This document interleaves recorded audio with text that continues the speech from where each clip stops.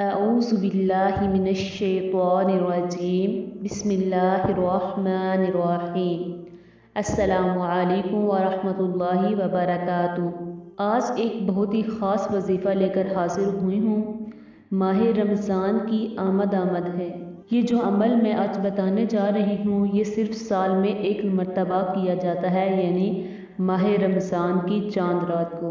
ماہ رمضان کا جب چاند نظر آ جائے یعنی چاند رات، اس رات مغرب کی نماز کے بعد سورۃ القدر انا انزلناہ فی لیلۃ القدر، یہ 30ویں سپارے میں سورت ہے، اس کو 21 بار جو پڑھ لے تو اس کی روزی میں ایسی برکت ہو جیسے کہ ان چاند سے پانی بہتا ہوا نیچے کی طرف آتا ہے۔ اتنی تیزی سے اس کی طرف روزگار یعنی دولت مال تیزی سے اس کی طرف بڑھے گا، اور یوں انشاءاللہ عز و جل اس کی تنگ دستی دور ہوگی۔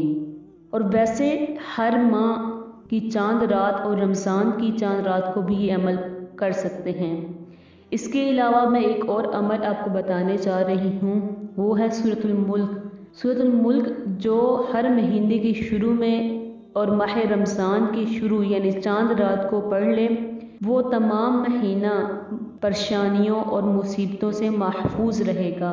اس مبارک سورت میں 30 آیات ہیں اور مہینے کے دن بھی 30 ہوتے ہیں، تو یوں 30 آیات کی برکت سے 30 دن کی پریشانیاں دور ہوں گی۔ اس کے علاوہ ہر رات کو سونے سے پہلے سورۃ الملک کا وظیفہ کرنا بھی عذاب قبر سے محفوظ رکھے گا انشاءاللہ عز و جل۔